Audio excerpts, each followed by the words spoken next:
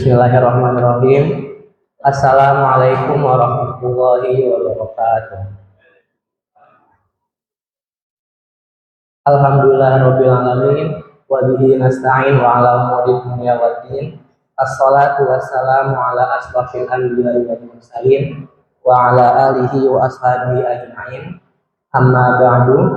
Wa qala Allahu ta'ala fi kitabihil karim, alladzi khalaqani fa huwa yahdin walladzi huwa yut'imuni wa yasqin wa idza maridtu fa huwa yashfin walladzi yumituni tsumma yuhyin walladzi atma'u an yaghfira li khati'ati yaumiddin.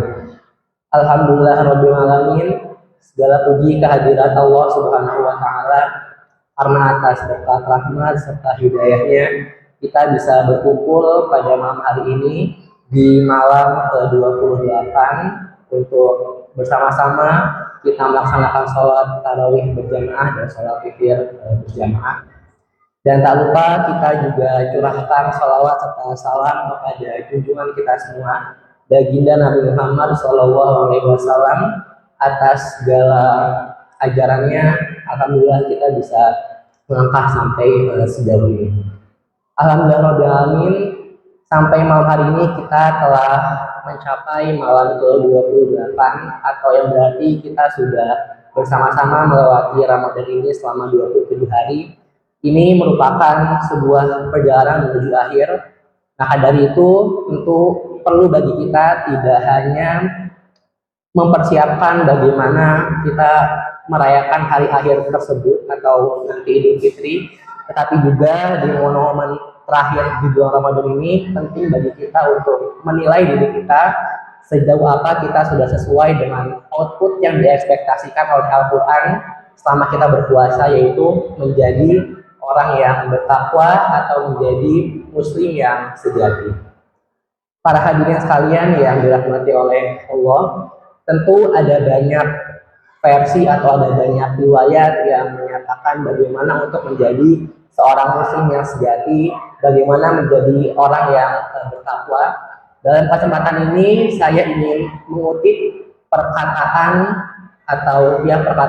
dari Nabiullah Ibrahim yang di capture juga di dalam Al-Quran, di dalam surah Asy-Syu'ara ayat 78 sampai 82. Di sana Ibrahim menyampaikan beberapa hal yang perlu kita perhatikan untuk bisa menjadi seorang muslim yang sejati. Yang pertama, alladzi khalaqani fa huwa yahdin, yaitu kita harus memahami bahwa dialah atau Allah yang telah menciptakan aku atau kita semua selaku manusia, maka dia juga yang memberi petunjuk kepadaku. Walladzi huwa yut'imuni wa yasqin, dan ia adalah zat yang memberi makan dan memberi minum aku. Wa idza maridtu fa huwa yashfin, dan ketika aku sakit maka ialah yang menyembuhkan. Walladzi yumituni tsumma yuhyin, dan yang akan mematikan kemudian menghidupkan. Walladzi atma'u an yaghfira li khati'ati yaumiddin, dan yang sangat kuinginkan ampunannya pada hari kiamat kelak. Ini merupakan cara bagaimana kita memperbaiki keyakinan atau cara pandang kita terhadap Allah Subhanahu wa taala terkait dengan paradigma yang harus dijalani sebagai seorang muslim. Saya coba untuk bahas dari yang pertama terlebih dahulu, terkait dengan keyakinan bahwa alladzi khalaqani fa huwa yahdin, bahwasanya Allah yang menciptakan kita manusia dan dia pula yang memberi petunjuk kepadaku. Dari ayat ini kita harus mulai memahami bahwa Allah telah menciptakan kita sebagai manusia dengan sebaik-baiknya penciptaan. Ini juga yang telah disampaikan oleh Allah di dalam surah At-Tin ayat 4, laqad khalaqnal insana fi ahsani taqwim, dan sungguh telah kami ciptakan manusia dalam bentuk sebaik-baik penciptaan. Namun hanya meyakini bahwa kita telah diciptakan dengan sebaik-baik penciptaan saja tidak cukup, tetapi kita juga perlu terus memohon dan mendapatkan petunjuk atau hidayah dari Allah. Karena tanpa petunjuknya kita sebagai manusia akan jatuh serendah-rendahnya. Nah, pertanyaannya mungkin adalah petunjuk seperti apa yang harus kita harapkan dari Allah Subhanahu wa taala. Sebetulnya petunjuk ini sudah sering kita bacakan setidaknya minimal 17 kali dalam satu hari, yaitu di dalam surah Al-Fatihah, ihdinas siratal mustaqim, yaitu jalan yang lurus, siratal mustaqim. Nah, mungkin pertanyaannya lagi adalah seperti apa jalan yang lurus? Nah, itu dijelaskan kembali di surah Al-Fatihah di ayat berikutnya, ayat ke-7, siratal ladzina an'amta 'alaihim ghairil maghdubi 'alaihim waladdallin, yaitu jalan yang telah diberikan nikmat oleh Allah kepada mereka, bukan jalan kepada orang-orang yang sesat dan juga lalai. Nah, mereka di sini adalah para nabiullah dan juga para rasulullah. Artinya di sini kita sebagai muslim yang sejati harus terus meminta petunjuk kepada Allah agar bisa diberikan petunjuk seperti Allah memberi petunjuk kepada para nabi-nabi dan juga rasul. Namun perlu dipahami bahwa meskipun kita memohon kepada Allah itu adalah jalan yang lurus, kita perlu pahami bahwa jalan yang lurus ini belum tentu jalan yang mulus.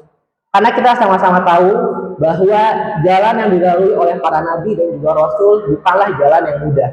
Seperti yang kita ketahui contohnya Nabi Yusuf. Nabi Yusuf telah diberikan oleh Allah karunia berupa rupa yang sangat baik, yang sangat rupawan, tetapi cobaan yang diberikan oleh Allah itu tidak mudah. Dari kecil Nabi Yusuf sudah mengalami yang namanya abusive dari saudara-saudaranya karena dia harus ditaruh di sumur. Kemudian setelah itu Nabi Yusuf harus mengalami kembali yang namanya human trafficking karena diperjualbelikan di pasar budak. Kemudian setelah dibeli oleh Raja Mesir, Nabi Yusuf masih terus menghadapi cobaan berupa kriminalisasi karena difitnah oleh permaisuri raja. Dan kita juga sama-sama tahu bagaimana Nabi Musa dengan keberaniannya tetap diuji oleh Allah berupa pengikut-pengikutnya yang tidak sabaran, yang ngeyel, yang banyak mau. Artinya meskipun kita di sini setiap hari memohon hidayah atau memohon jalan yang lurus kepada Allah Subhanahu wa taala, kita perlu pahami bahwa tidak selamanya jalan yang lurus itu adalah jalan yang mulus. Tetapi jalan yang lurus itu adalah jalan yang memang sudah diridhoi oleh Allah Subhanahu wa taala, dan itu yang harus terus kita yakini dan juga harus terus kita minta kepada Allah Subhanahu wa taala untuk menjadi seorang muslim yang sejati. Kemudian yang berikutnya, huwallazi yut'imuni wa yasqin, dan ia yang memberi makan dan juga memberi minum. Ayat ini setidaknya memberikan penegasan kepada kita bahwa Allah telah menjamin rezeki setiap umat manusia. Artinya mau bagaimanapun kita, Allah telah menjamin rezeki kita sebagai manusia. Tetapi ini bukan kemudian menjadi justifikasi atau pembenaran untuk kita tidak bekerja. Karena pada dasarnya meskipun rezeki itu sudah dijamin oleh Allah Subhanahu wa taala, bekerja ini adalah bentuk ibadah kita kepada Allah Subhanahu wa taala. Dan perlu dipahami juga bahwa rezeki ini merupakan hal-hal yang kita terima, hal-hal yang kita rasakan. Jadi meskipun kita memiliki berbagai macam kekayaan, tapi itu sebetulnya belum tentu menjadi rezeki kita. Karena belum tentu uang yang kita miliki di rekening, di deposito, di emas, itu belum tentu akan kita rasakan di kemudian hari. Bisa saja itu akan kita rasakan, bisa saja itu dirasakan oleh anak cucu kita. Karena kita juga tahu betapa banyak orang yang memiliki nominal gaji tinggi, tetapi secara rezeki itu tidak besar. Tetapi ada juga yang sebaliknya, secara nominal gaji itu kecil, tapi potensi rezekinya itu besar. Artinya kita perlu paham bahwa rezeki memang jaminan Allah Subhanahu wa taala, tetapi bagaimana kualitas hidup kita yang kita harapkan, yang kita cita-citakan itu adalah tanggung jawab kita. Kemudian yang berikutnya, wa idza maridtu fa huwa yashfi, dan ketika saya sakit, ia yang menyembuhkan. Hal ini berkaitan dengan bagaimana persepsi kita terkait dengan musibah. Kita perlu pahami bahwa di dunia ini tidak ada yang namanya kemudahan. Ketika kita ditakdirkan untuk hidup, maka kesulitan adalah suatu hal yang sudah pasti akan kita dapatkan. Tapi yang kemudian menjadi perhatian berikutnya adalah bagaimana cara kita untuk menghadapi musibah tersebut. Tentu kita sebagai seorang muslim yang baik, muslim yang sejati, kita perlu paham bahwa musibah yang diberikan oleh Allah kepada kita itu adalah ujian yang kelak akan bisa meningkatkan derajat kita di kemudian hari. Kita juga sama-sama tahu bahwa Nabi dan Rasul bagaimanapun mulianya kehidupan yang telah Allah berikan kepada mereka, mereka tetap diberikan oleh ujian oleh Allah Subhanahu wa taala untuk kemudian dinaikkan derajatnya di kemudian hari. Nah, ini perlu kita yakini bahwa apa musibah yang kita terima itu sudah pasti Allah punya jalan yang banyak untuk kita lewati itu. Kemudian yang berikutnya yaitu waladzi yumituni tsumma yuhyin. Nah, ini berkaitan dengan bahwa Allah yang akan mematikan dan juga nantinya akan menghidupkan. Pada hakikatnya dunia yang kita jalani saat ini merupakan kematian menuju kehidupan yang kekal di akhirat. Oleh karena itu sebagai muslim kita perlu untuk terus mengingat kematian dan juga beramal sebanyak mungkin di dunia dan juga untuk persiapan di akhirat. Dan yang terakhir ini berkaitan dengan keinginan kita untuk terus mengharapkan maghfirah dari Allah Subhanahu wa taala.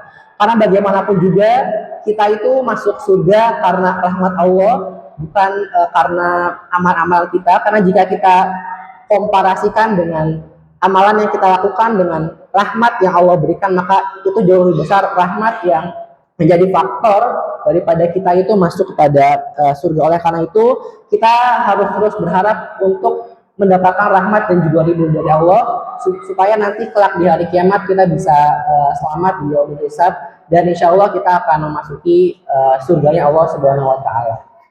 Demikian kultum yang saya bisa sampaikan. Kurang lebihnya mohon maaf. Wassalamualaikum warahmatullahi wabarakatuh.